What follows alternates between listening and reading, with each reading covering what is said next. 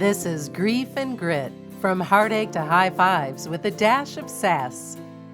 The podcast that turns the tables on traditional grief talks with a fresh, sassy spin.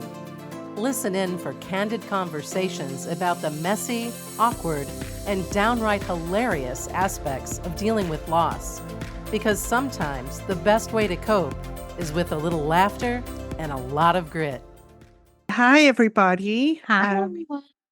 I'm Simonie, I'm Greer. and we are here today to speak about pregnancy and infant loss.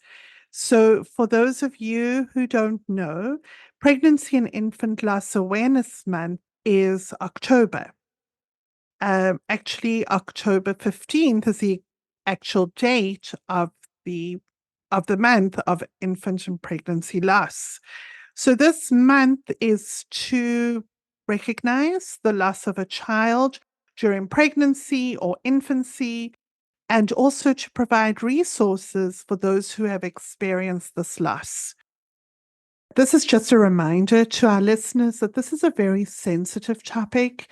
It is difficult for those who have experienced these type of losses, and also because it's such a polarizing topic in today's political climate. While we all have our own beliefs and we all respect each other's beliefs and, things that you want to do, we at Grief and Grit feel very strongly that no matter our story, grief is grief, and we're here to help people feel less alone. We are trying to eliminate the judgment and stigma surrounding these real life experiences and just working towards normalizing grief. Today, I am very honored to introduce my friend Greer, who you already know, and she has agreed to tell us her story about what she went through regarding her difficult time during pregnancy and infant loss. So, Greer, thank you for allowing us into your space and for sharing your story with us. And I'm going to let you tell us your story. Well, thank you. Of course. I mean, this really is the beginning of my grief journey, even as a widow.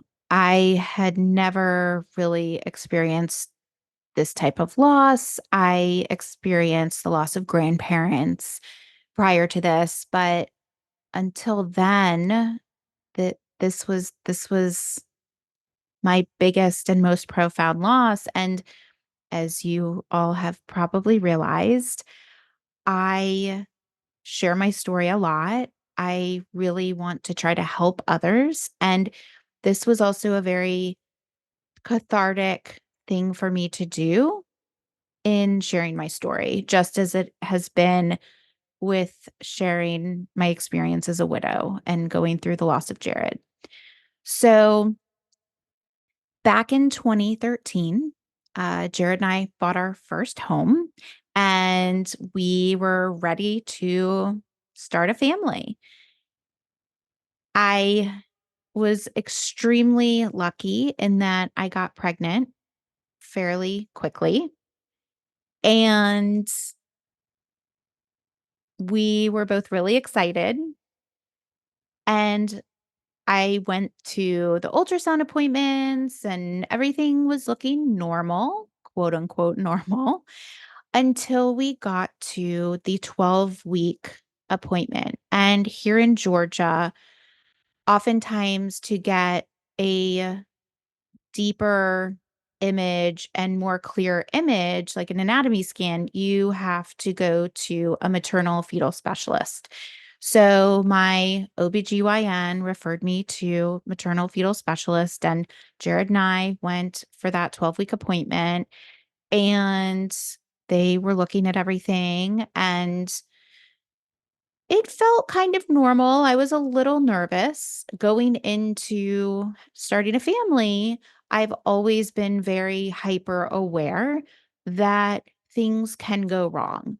To give some backstory, my sisters are twins, and they were 10 weeks premature. They were both in the NICU for 2 and 3 months.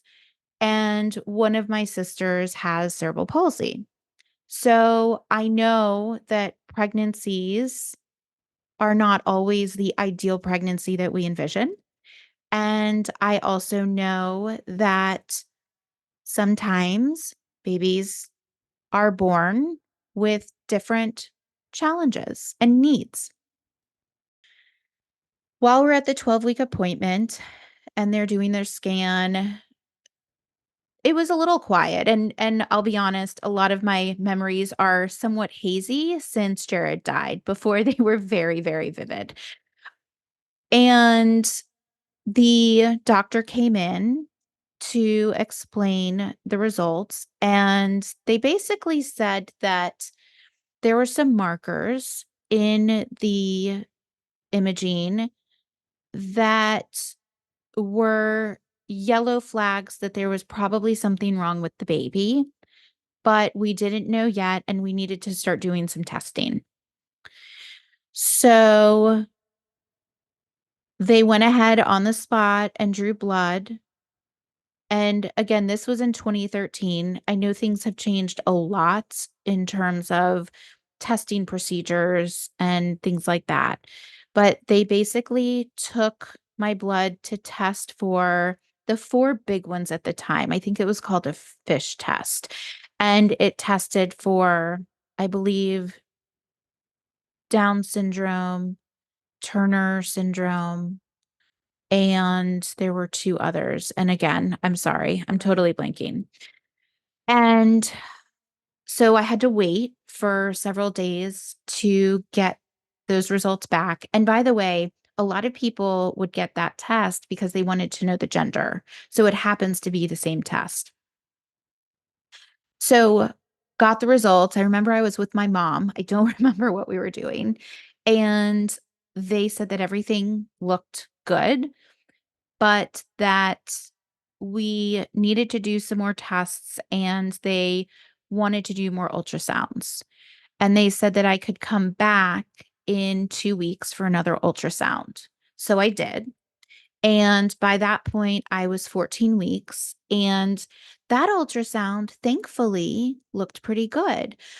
What they saw in the first one, it's the nuchal translucency. It's something in, I think, the back of the neck of the fetus, and how it forms or isn't forming can indicate a lot of other health challenges. Right.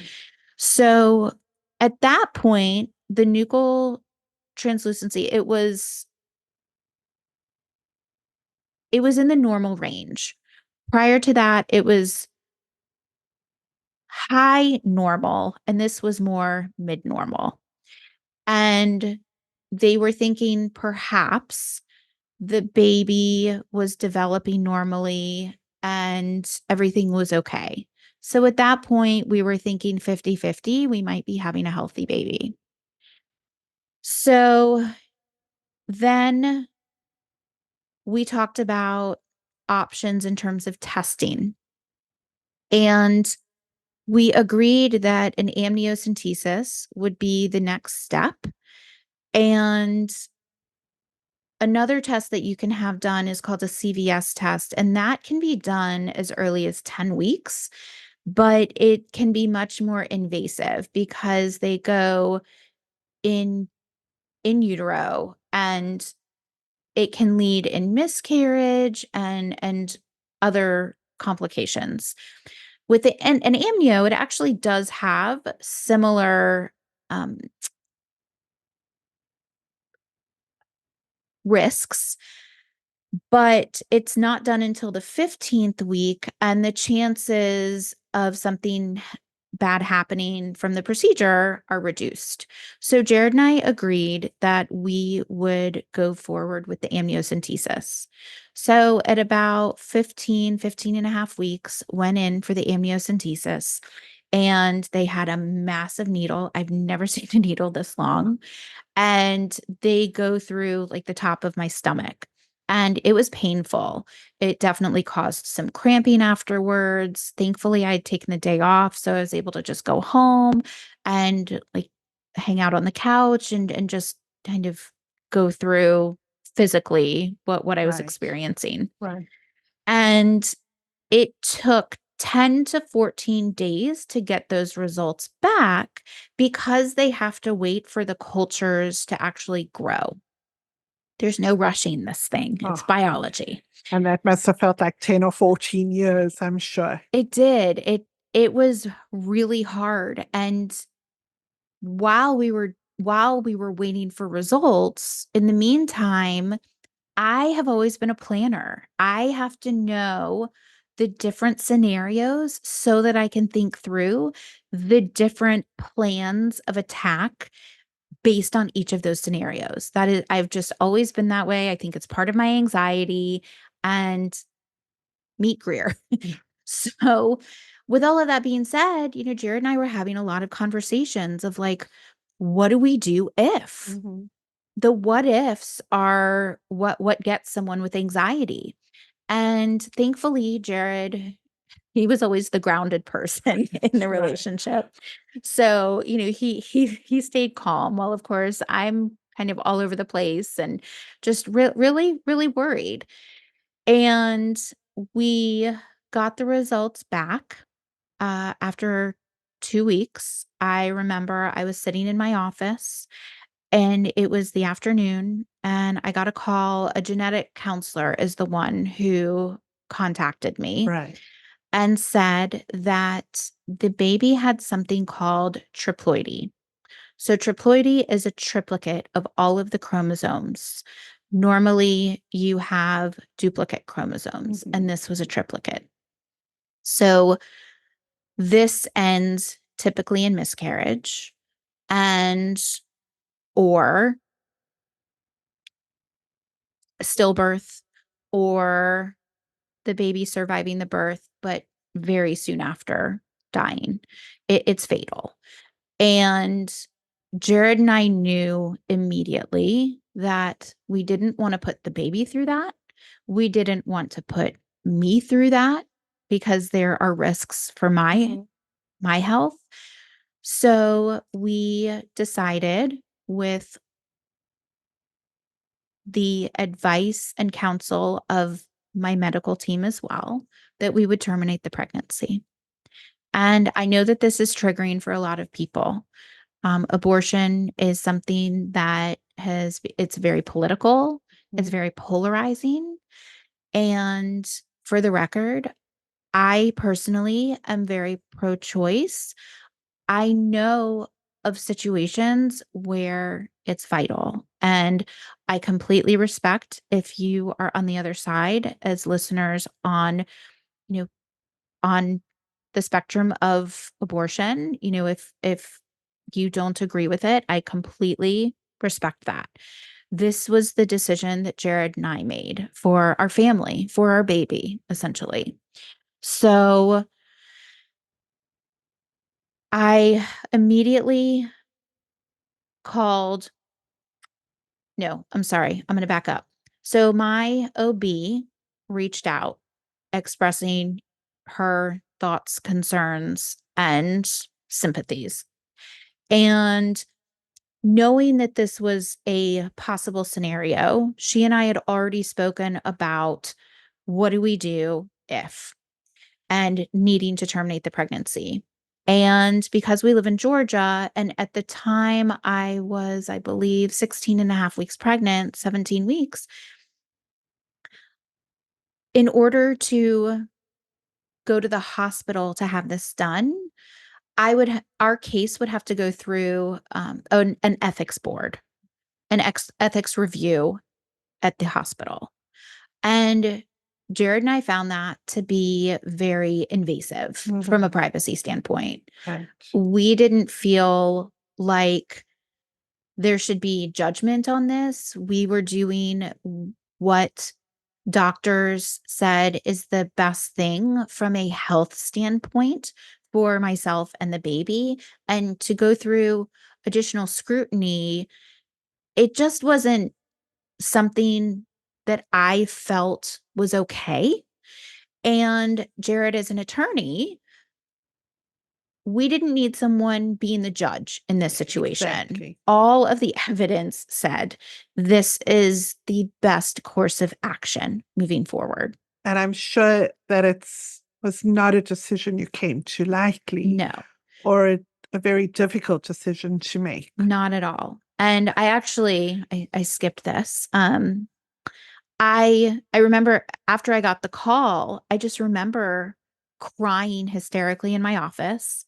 I called Jarrod and told him, and we both left work. I ran out of my office. My boss was worried about me. I told her, I said, we got the results. It's not good and I need to leave. And she gave me a hug and went home. And I remember I just stayed in my bed for the I'm rest of the sure. day. I think I went back to work the next day because there was nothing I could do about it. Mhm. But at that point, there were a few people in the office who knew I was pregnant. And I had already prefaced that there could be something wrong with the baby. So I actually went ahead and told my team, this is the situation. The baby has a fatal prognosis and I'm going to be terminating the pregnancy. And thankfully, they were all very respectful and supportive of what I was dealing with at that time. Mhm. I was very grateful for that. So, knowing that we didn't want to go forward in front of the ethics board, we decided that a clinic was the best approach forward. So I called and I tried to schedule an appointment and there was a wait. So I couldn't get in until October 30th. And because of laws in Georgia, I had to go for counseling the first day at the clinic, and then I couldn't have the procedure until the following day. So the procedure was actually October 31st, Halloween. So I went on the 30th, and because it's a clinic, men are not allowed in the back. I could not have anyone with me. And that was really hard because in this situation, Jarrod and I were going through this together. I know that there are other situations out there where it's not it's actually better for the man to not be allowed because perhaps there was a rape situation or incest, whatever the case is, and women need protection. And I completely agreed and supported that, but it was really hard Hard, for me in my right. situation.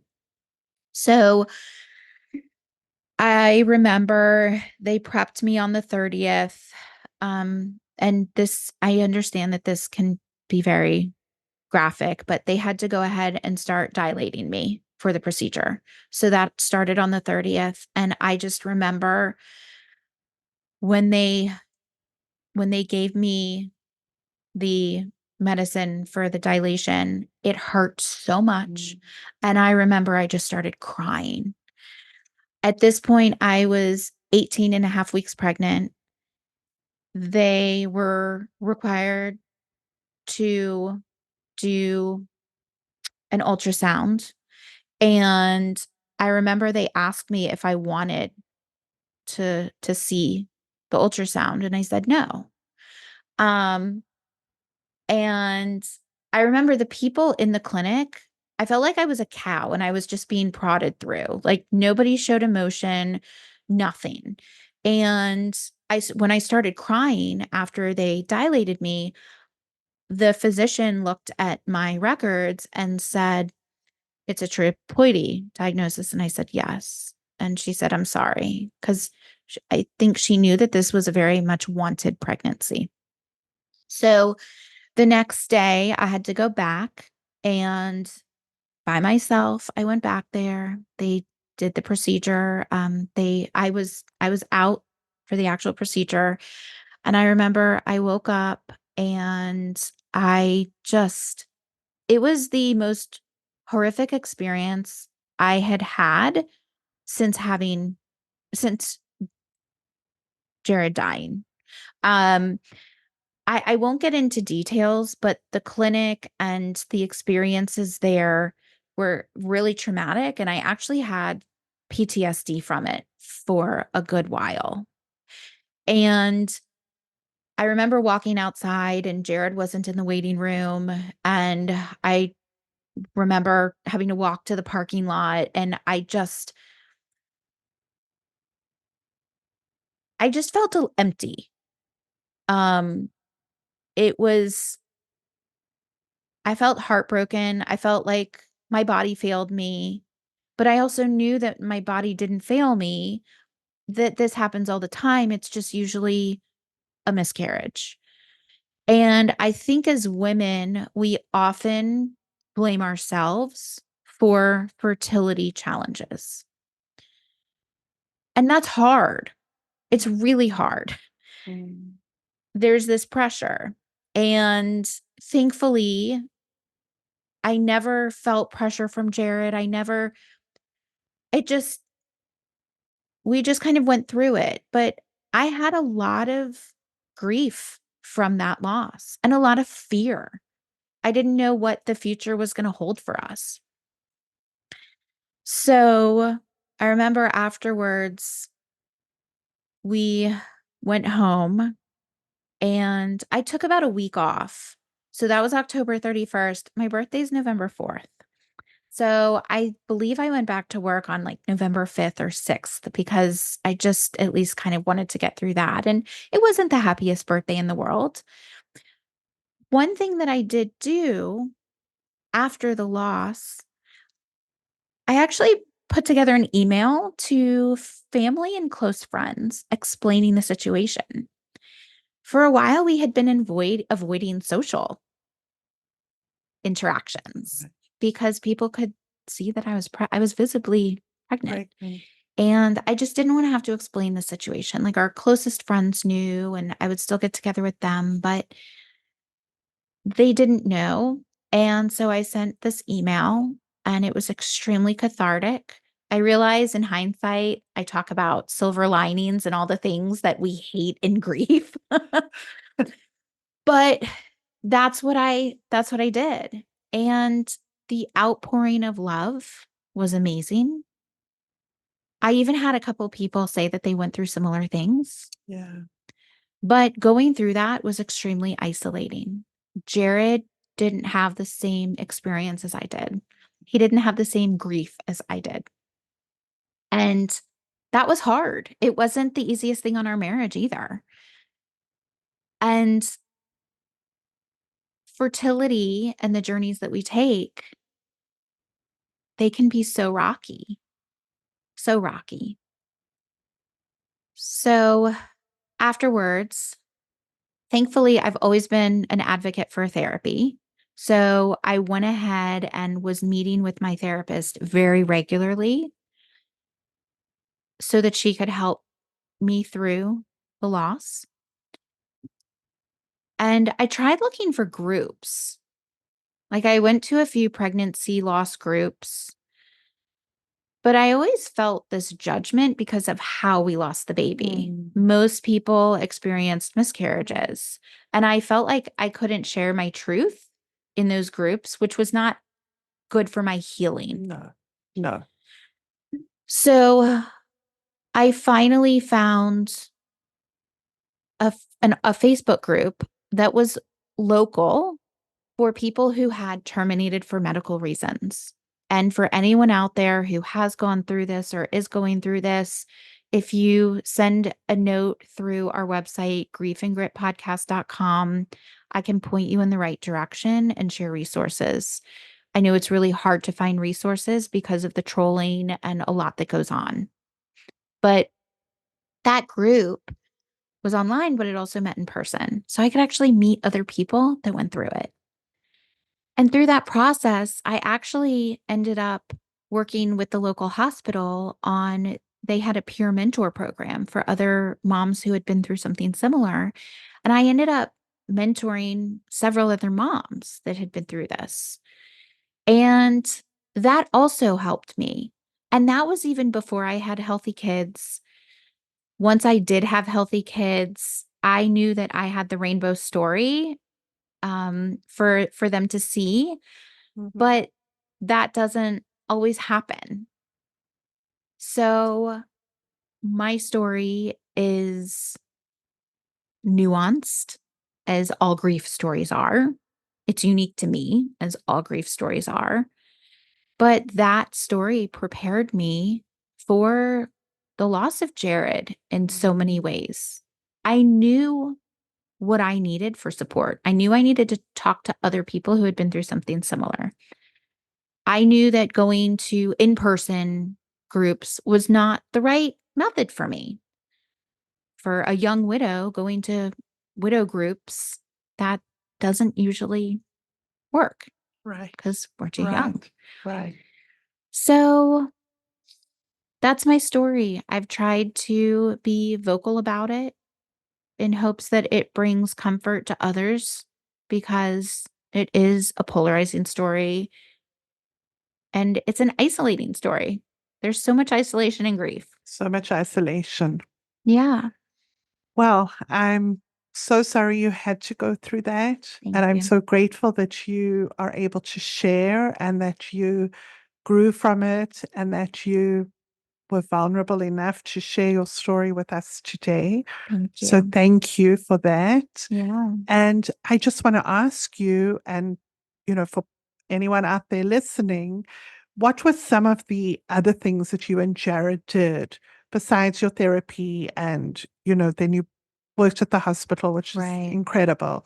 What were some of the other things that you did that helped? So we ended up raising money for March of Dimes and Okay. did their walk. I believe it was 3 or 4 years afterwards. And that became kind of our annual thing, an annual way of supporting healthy babies. We also, on the anniversary, would do something with just us. That first anniversary, actually, to back up on the due date was actually April 1st. So I'm dealing with Halloween and April Fool's Oh Day. my gosh. But April 1st was special because that was less than a year out. And when we talk about the milestones and the things that Right. we know are coming, Jarrod and I actually both took the day off and we had a really nice day together. We went to the zoo. I love the pandas here in Atlanta that are leaving soon. I'm so I sad. know. We had like a nice meal. We took a walk. We got popsicles. Like we just spent the day together and that was really meaningful.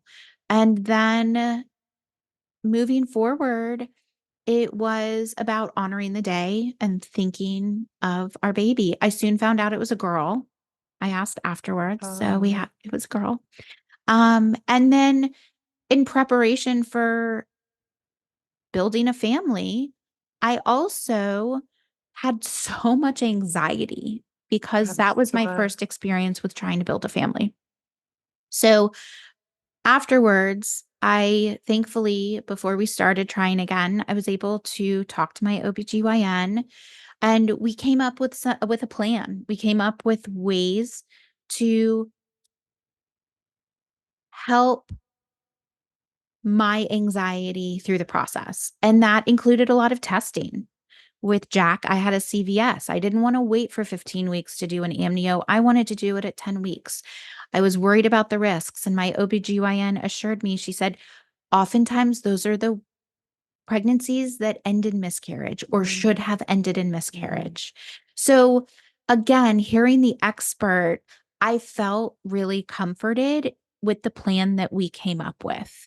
And thank God all of the testing for Jack looked good. Thank God all of the testing for Amelie looked good. We weren't dealing with any fatal situations or critical situations where our child would suffer. Mm-hmm. So being put in the position where you're having to play mom and dad even before baby is here, Right. it's hard. It's hard. It's really hard. And I remember with Jack, I didn't want to know the gender. I was afraid to connect with that baby. And then once he came, oh my God, it was like the most beautiful thing ever. I remember And Jarrod announced, he was like, "It's a boy and he looks just like you." And both of us started crying because we were oh, convinced it was another girl. and I can attest to that because I have met Jack and Amelie, and they are terrific. Thank you. They're wonderful, Thank and you. They're pretty special. they really are, They're rainbow babies. and Yeah. that's very special. Yeah. That's very Yeah. special. So I wanted to be able to focus this month on this Mhm. topic because, again, it is so isolating and people don't talk about it. So, huge thanks to Simonie for being such an amazing partner on this Aw. journey. And there will be some other guests who will come on and share their stories. We have 3 more episodes, special episodes that we'll be releasing on this topic. And And for every guest that we have has had a different experience. yes, yes, And, for all of you listening, I hope that this will bring some kind of comfort and make you feel not so alone. Because as we've learned, grief is about having a community. 100%. And I joke with myself that misery loves company. Right. So we're here. We are We are here. And thank you again, Greer, for sharing that. That was Thank you. very powerful and not always the easiest to do. No, it's not. So thank you. And Thank to all of you. you out there, have a wonderful day and we'll see you next time. Yes, thank you. Thanks for listening. If you love what you heard, please follow Grief and Grit and share our podcast with your friends and family.